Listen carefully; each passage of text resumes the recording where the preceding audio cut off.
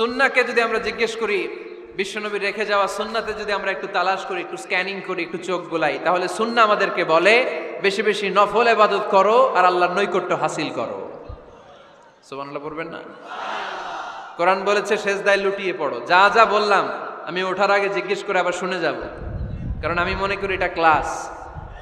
এটা কি ক্লাসে পড়া দেওয়া নেওয়া আছে না নাই? এতক্ষণ পড়ানোর পরে জিজ্ঞেস করার দরকার আছে না নাই?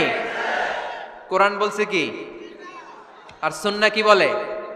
নফল ইবাদত। আওয়াজ করে বলতে হবে, সুন্নাহ কি বলে? বুখারীর বর্ণনা, আল্লাহর হাবিব সাল্লাল্লাহু আলাইহি ওয়াসাল্লাম বলেন, মা ইয়াজালু আবদি ইয়াতাকাররাবু ইলাইয়া বিন-নওয়াফিল। বান্দা যত বেশি নফল ইবাদত করতে থাকে, করতে করতে করতে করতে বান্দা আমার কাছের নৈকট্য প্রাপ্ত বান্দা হয়ে যায়। হাত্তা উহিব্বাহু, এরপর আমি আমার বান্দারে এত ভালোবাসি, কুনতু সামআহুল্লাযী ইয়াসমাউ বিহি। বান্দা যখন শুনে সে তার নিজের কান দিয়ে শুনে না, আমি আল্লাহর কানে শুনে। কুনতু বাসরাহুল্লাযী ইউবসিরু বিহি। বান্দা যখন দেখে নিজের চোখে দেখে না, আমি আল্লাহর চোখে দেখে। ওয়া ইয়াদাহুল্লাতী ইয়াবতিশু বিহা। বান্দা যখন কিছু ধরে বান্দার হাতে ধরে না, আমি আল্লাহর হাতে ধরে। রিজলাহুল্লাতী ইয়ামশি বিহা। বান্দা যখন হেঁটে যায় ওর নিজের পায়ে হাঁটে না, কেমন যেন আমি আল্লাহর পায়ে হাঁটে। আওয়াজ করে বলতে হবে আল্লাহু আকবার। মানে আল্লাহ বুঝাতে চাইলেন আমি তখন তার কান হয়ে যাই, আমি তখন তার চোখ হয়ে যাই, আমি তখন তার হাত হয়ে যাই, আমি তখন তার পা হয়ে যাই। আমার আর তার মাঝে আর কোনো ফারাক থাকে না, সে আমার একেবারে নিকটে চলে আসে। আওয়াজ করে পড়েন সুবহানাল্লাহ। তাহলে বান্দা যখন নফল ইবাদত করে তখন বান্দার হাত আর বান্দার হাত থাকে না, ওইখানে আল্লাহর হাত যুক্ত হয়ে যায়। বান্দার পা থাকে না, সেখানে আল্লাহর পা যুক্ত হয়ে যায়। বান্দা যখন দেখে নিজ চোখে দেখে না, আল্লাহর দৃষ্টিশক্তি সেখানে যুক্ত হয়ে যায়। চিল্লায় বলেন ঠিক কি না? এজন্য নফল ইবাদত করতে রাজি আছেন তো? সুনানে তিরমিজির বর্ণনায় আল্লাহর হাবিব সাল্লাল্লাহু আলাইহি ওয়াসাল্লাম বললেন, হাদিসে কুদসি, কিয়ামতের দিন বান্দার যখন ফরজে ঘাটতি হবে, কিসে ঘাটতি হবে? ফরজে। আল্লাহ পাক বলবেন, উনজুরু হাল্লি আবদি মিন তাতাওয়ু। ও ফেরেশতারা দেখো তো আমার বান্দা নফল করছে কিনা। ফরজে যেহেতু তার ঘাটতি, দেখো তো আমার বান্দার কোনো নফল ইবাদত আছে কিনা। ফেরেশতারা বলবে আছে। আল্লাহ বলবেন তাহলে ফরজগুলার যেহেতু ঘাটতি, নফল থেকে কিছু এনে ফরজে বসাই দিয়ে ওগুলোর ফরজ বানায় দাও। এজন্য নফল ইবাদতের দরকার আছে না নাই? ফরজ তো করাই লাগবে, এটা কম্পালসারি, এটার মাফ নাই, এটা অব্লিগেটরি। নফল করে আল্লাহর কাছে যাওয়া যায়। নফল হচ্ছে ওভার টাইম। নফল ইবাদত কেমন? আওয়াজ করে বলেন। তাহলে কোরআনের আলোকে আমরা জানলাম যে আল্লাহর কাছে যেতে হলে কি করতে হয়? সেজদা দিতে হয়। আর সুন্নাহর আলোকে আমরা জানলাম আল্লাহর কাছে যেতে হলে কি করার মাধ্যমে কাছে যেতে হয়? আওয়াজ করে বলেন। নফল ইবাদত করতে রাজি আছেন সবাই? সবচাইতে শ্রেষ্ঠ নফল ইবাদত হচ্ছে কোরআনের তেলাওয়াত, ঠিক কি না?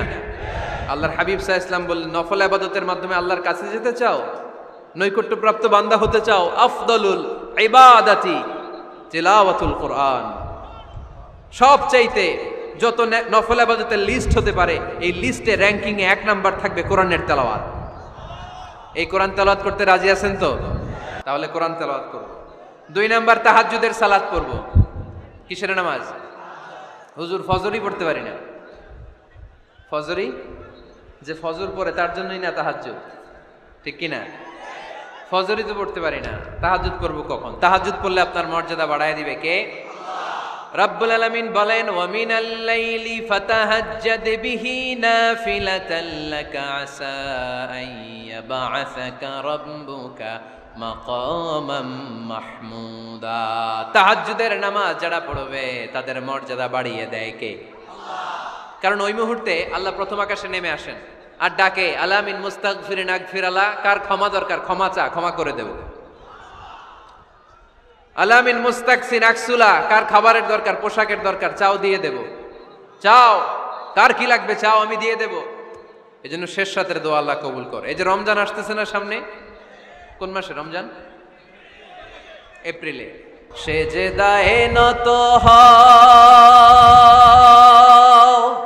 অশ্রু ছাড়ো, প্রভুর শরণে হৃদয় গাড়ো। সেজদায়ে নত হও, অশ্রু ছাড়ো, প্রভুর শরণে হৃদয় গাড়ো, প্রাণ খুলে সব ব্যথা বলো প্রভুকে, বলো প্রভুকে। রাত কি কেটে যাবে ঘুমে অলসে, রাত কি কেটে যাবে ঘুমে অলসে। তুমি কি জানবে না তোমার নিজেকে, প্রভুকে।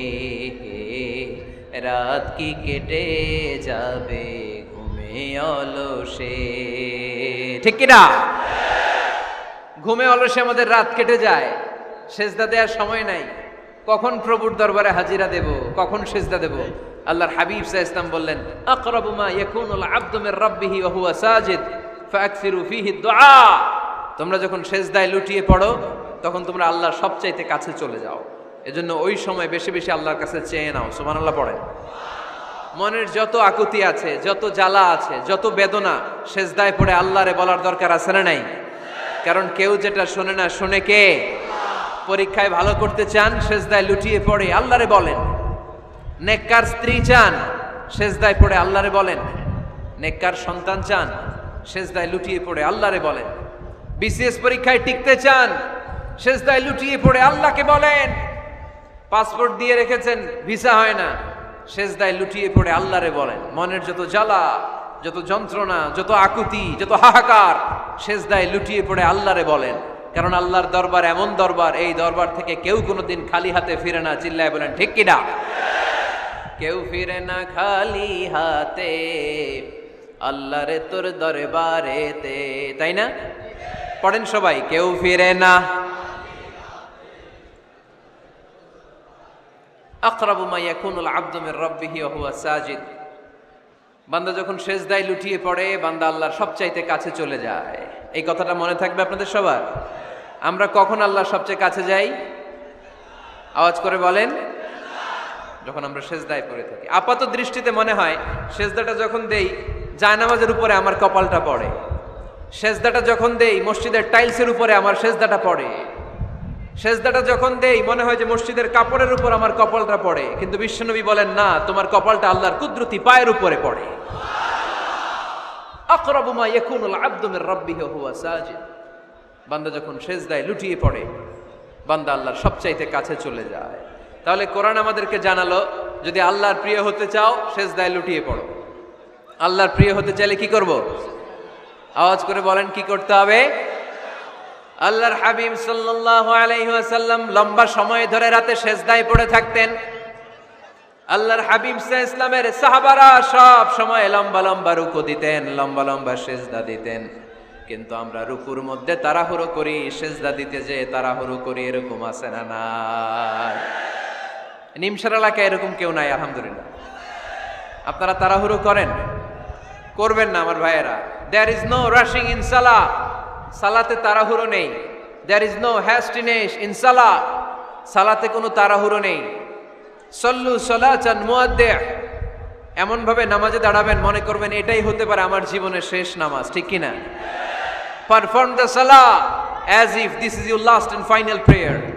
এমন ভাবে মুসল্লায় দাঁড়ান মনে করেন এটাই হতে পারে জীবনের শেষ নামাজ। This is my last chance. এখন বাজে 3:30। কেউ যদি বলে আসরের যে নামাজটা পড়বেন এটাই আপনার জীবনের শেষ নামাজ, ওই নামাজ আপনি তাড়াহুড়া করবেন? কথা বলেন। আরে কাঁদতে কাঁদতে আপনি শেষ। এত সুন্দর ওযু বানাবেন, এত সুন্দর আতর মেখে জায়নামাজ বিছিয়ে পাঞ্জাবিটা পরে আপনি নামাজে দাঁড়াবেন। রুকুতে কি সুন্দর রুকু করবেন, লম্বা সময় সেজদা করে চোখের পানি দিয়ে তো সেদিন আপনার জায়নামাজ আপনি ভিজিয়ে দিবেন, ঠিক কি না? কেন এমনটা করবেন? কারণ আপনি জেনে গিয়েছেন এটাই আমার শেষ নামাজ, তাই না? তো প্রতিটা নামাজের সময় এই জিনিসটা ভাবলে সমস্যা কোথায়? আমরা যে আরো আধা ঘন্টা এখানকার সবাই বেঁচে থাকবো কোনো গ্যারান্টি আছে? আরো 10 মিনিট হায়াত পাবো, গ্যারান্টি? 5 মিনিট, 2 মিনিট শ্বাস যেটা নিলাম, ব্রেথ ইন করলাম, এটার ব্রেথ আউট করতে পারবো, কোনো গ্যারান্টি আছে? তো প্রতিটা সালাতের মুসল্লায় যখন দাঁড়াই এই চিন্তাটা আমাদের মাথায় আসে না কেন যে এটাই আমার শেষ নামাজ? সল্লু সালাতান মুআদ্দিন।